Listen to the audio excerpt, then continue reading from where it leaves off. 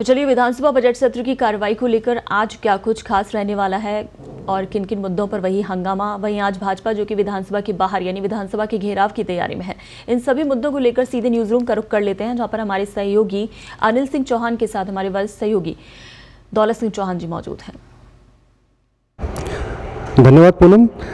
आज विधानसभा का सत्र 11 बजे से शुरू होगा। प्रश्नकाल के साथ विधानसभा की कार्रवाई शुरू होगी। सीएम का अभिभाषण, राज्यपाल के अभिभाषण पे सीएम का जवाब भी है और उधर भाजपा का प्रदर्शन भी है। इन तमाम बातों को लेकर के हम बात करेंगे हमारे वरिष्ठ सहयोगी दौलत सिंह जी चौहान से। दौलत सिंह जी, आज विधानसभा का सत्र 11 बजे विधानसभा प्रश्नकाल की कार्रवाई के साथ शुरू होगा। कल भी विधानसभा का सत्र जब शुरू हुआ तो हंगामे के बीच में अध्यक्ष जी को विधानसभा की कार्रवाई प्रश्नकाल खास तौर से स्थगित करके रीट पर चर्चा करानी पड़ी। और कल भी काफ़ी सारे महत्वपूर्ण विभाग थे और आज भी काफ़ी महत्वपूर्ण विभाग है। तो क्या कहना है आपका कि प्रश्नकाल को लेकर के जो गतिरोध हमारा हमेशा बना रहता है और जनता के जो प्रश्न हैं जो लगने चाहिए वो सामने नहीं आ पाते? जी नहीं, ये बहुत स्पष्ट है कि रीट का मामला बहुत महत्वपूर्ण है और अभी राजनीति भी बहुत गरमाई हुई है। लेकिन मसला ये है कि क्या इस तरह से बार बार प्रश्नकाल को बाधित किया जाना चाहिए कि प्रश्नकाल में जो प्रश्न पूछे जाते हैं दरअसल वो जनता के प्रश्न होते हैं और जनता के प्रश्न विधायक उठाते हैं। यदि जनता के द्वारा चुने गए लोगों को जनता के प्रश्न उठाने से किसी कारण से भी रोका जाता है तो वो निश्चित रूप से आपत्तिजनक होता है। और कहीं ना कहीं ये बात, जैसे लोकसभा में जो अभी स्पीकर हैं वो बार बार इस मसले को कहते हैं ओम बिरला का प्रश्नकाल किसी भी सूरत में स्थगित नहीं किया जाना चाहिए।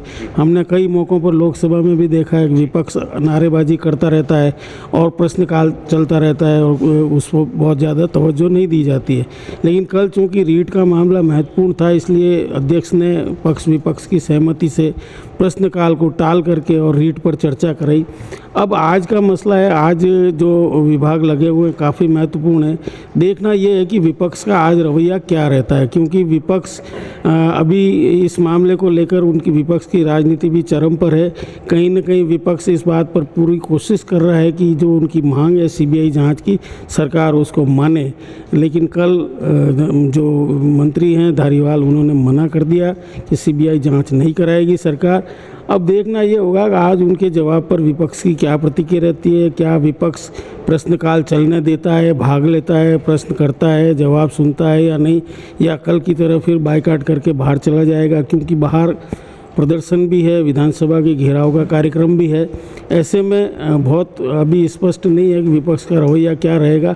लेकिन अगर ये समझा जाए कि अगर वास्तव में विपक्ष को जनता की परवाह है या सरकार को जनता की परवाह है या जो रीट के अभ्यर्थी हैं उनके भविष्य की परवाह है, तो विधानसभा में सकारात्मक चर्चा होनी चाहिए। उसका जवाब, क्योंकि आज गुलाब चंद कटारिया भी अपनी बात रखेंगे मुख्यमंत्री के जवाब से पहले, तो काफ़ी महत्वपूर्ण दिन है और उसको विपक्ष को आज कम से कम बायकॉट करके इसको व्यर्थ नहीं करना चाहिए। दौलत जी, आज विधानसभा में मुख्यमंत्री को राज्यपाल के अभिभाषण पर जवाब देना है और इधर पिछले दिनों से जो रीट का मुद्दा चल रहा है उसको लेकर के लगातार गतिरोध बना हुआ था। और तो क्या कहेंगे कि आज जब प्रतिपक्ष शामिल नहीं होगा मुख्यमंत्री के अभिभाषण में? जी नहीं, अभी हम ये नहीं कह सकते कि शामिल नहीं होगा। कल बायकॉट किया था और आज विपक्ष का क्या रवैया रहता है ये देखना पड़ेगा। लेकिन अच्छा ये होगा कि विपक्ष बहस में भाग ले, क्योंकि कटारिया जी को भी आज इस पर बोलना है। उसके बाद शाम 5 बजे मुख्यमंत्री का जवाब आना है और प्रश्नकाल यदि गतिरोध के कारण टलता है तो ये दुर्भाग्यपूर्ण है और कहीं न कहीं इसकी तोहमत जो विपक्ष पे भी आएगी, क्योंकि विपक्ष भारतीय जनता पार्टी है, केंद्र में विपक्ष कांग्रेस है। तो वहाँ जिस तरह से प्रश्नकाल को लेकर स्पीकर के और सरकार के जो विचार हैं, विधानसभा में यदि इसके उलट होते हैं, प्रश्नकाल की गरिमा को नहीं बनाए रखा जाता है, शून्यकाल नहीं होने दिया जाता है, तो ये गलत होगा। ऐसे में अभी देखना होगा विपक्ष अभी क्या निर्णय करता है, क्योंकि गुलाब चंद कटारिया बोलने में भले ही कुछ भी हो, लेकिन जब वो बात करते हैं और निर्णय करते हैं तो निश्चित रूप से कहीं न कहीं उसमें एक तार्किकता होती है। उम्मीद करते हैं कि आज भी वो इसी तरह का कोई तार्किक निर्णय करेंगे। रीट को लेकर के पिछले कई दिनों से भाजपा ने राज्य सरकार पर हमला बोल रखा है। प्रदेश भर में प्रदर्शन हो रहे हैं और आज एक बड़ा प्रदर्शन है राजस्थान विधानसभा के घेराव का। तो क्या रीट को लेकर के जो मांग की जा रही है, सीबीआई जांच की मांग, जिसे कल सदन में शांति धारीवाल जी ने ठुकरा दिया था, और क्या एसओजी पर विश्वास नहीं है भाजपा को? नहीं, अभी भाजपा, आप ये फर्ज करिए कि यदि भाजपा की सरकार होती, कांग्रेस विपक्ष में होती, तो बिल्कुल इसके उलट होता। कांग्रेस एसओजी पे विश्वास नहीं करती, जो आज एसओजी को लेकर बड़े बड़े दावे कर रहे हैं, और यदि भाजपा सरकार में होती तो सीबीआई को बिल्कुल भी नाकारा बताती, सीबीआई कुछ नहीं करती है। तो ये तो देखिए राजनीति है। इसमें सबसे बड़ी चिंता की बात यह है कि इन दोनों पक्षों में से किसी के नेता को जो है छात्रों के भविष्य की कोई चिंता नहीं है। जो मसला है रीट का पेपर आउट होना निश्चित रूप से बहुत दुर्भाग्यपूर्ण है, और जो घटनाक्रम हुआ है वो राज्य सरकार के लिए बहुत शर्मनाक है कि उनकी सरकार में इतना बड़ा कांड हुआ और जयपुर में हुआ।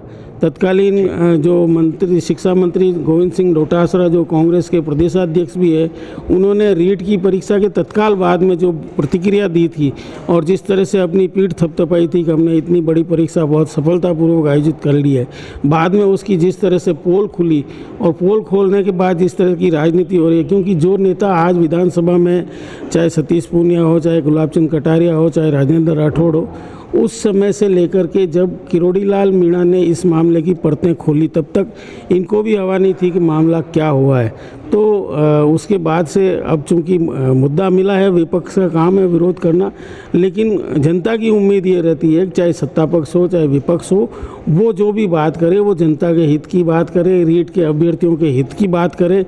वो अपने दलीय हितों से ऊपर उठकर यदि जनता के हित की बात नहीं सोचते हैं तो ये दुर्भाग्यपूर्ण है। जनता को अब सावधान होना होगा कि वो जिन लोगों को चुनती है, क्या उनकी प्रायोरिटी में जनता है या उनका दल है, दल की बाध्यताएं हैं, वो किस तरह से सोचते हैं। ये जनता को सोच समझ के आगे आने वाले चुनावों में फैसले करने पड़ेंगे, अन्यथा ये राजनीति तो ऐसे ही चलती रहेगी।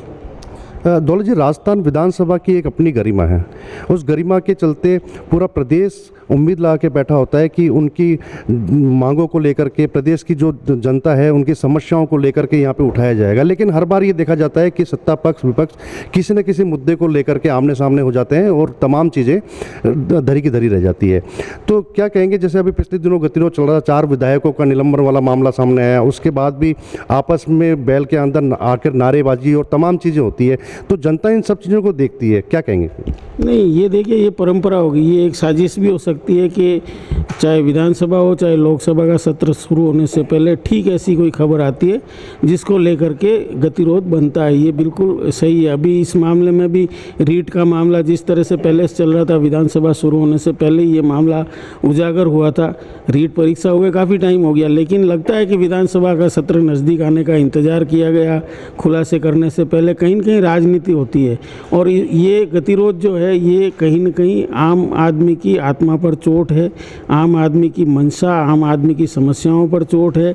जो भी जनप्रतिनिधि होते हैं, चाहे किसी भी राजनीतिक दल के हों, यदि वो वास्तव में जनता की सेवा करना चाहते हैं तो उनको सबसे पहला काम ये करना चाहिए कि सदन बराबर चले। आप अपनी आवाज़ उठाने के कोई भी तरीका अपनाएं, विरोध करें, जो भी करना है बायकॉट करें, लेकिन सदन चलने में बाधा नहीं बने। विरोध करना आपका अधिकार है।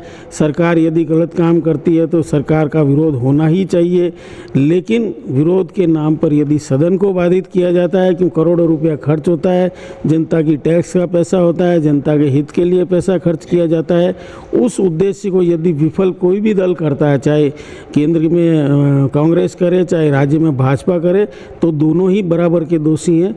जनता का हित देखना बहुत ज़रूरी है, वो इन सबको अब समझना पड़ेगा।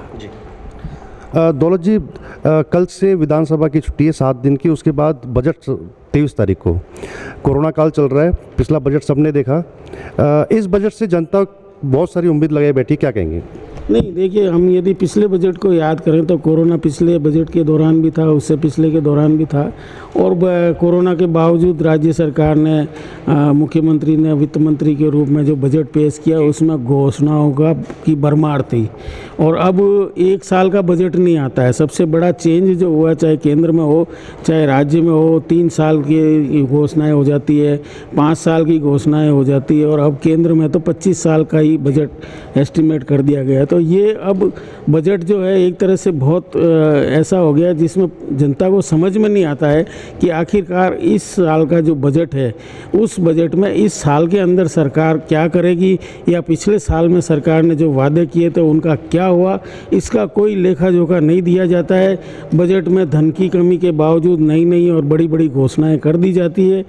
तो ऐसा है कि जो भी जनता की उम्मीदें हैं वो घोषणाओं में तो पूरी हो जाएगी, लेकिन हकीकत में जनता का भला होगा, क्योंकि आखिरकार पैसे से ही काम होता है। और बजट नहीं होने के बावजूद घोषणाएं अब एक फैशन बन गया है। चाहे कोई भी सरकार हो, बड़ी बड़ी घोषणाएं कर देती है और उनका अमल फिर हो नहीं पाता और जनता को अल्टीमेटली उसका फ़ायदा नहीं मिल पाता है। इसलिए भले ही ये घोषणाएं बजट में पूरी हो जाए, जनता की उम्मीदें उनका असल में पूरा होना अपने आप में एक बहुत बड़ी चुनौती है। धन्यवाद दौलत जी। हमारे साथ थे वरिष्ठ सहयोगी दौलत सिंह जी चौहान, जिनसे हमने जाना पूरी विधानसभा की आज की कार्रवाई को लेकर, भाजपा प्रदर्शन, बजट को बात की। हम बता दें कि आज 11 बजे विधानसभा की कार्रवाई प्रश्नकाल के साथ शुरू होगी। बायकॉट का निर्णय भाजपा किस स्थिति में लेता है, क्योंकि आज भाजपा का बड़ा प्रदर्शन है जयपुर के अंदर। केंद्र के बड़े नेता जयपुर में आए हुए हैं। धन्यवाद।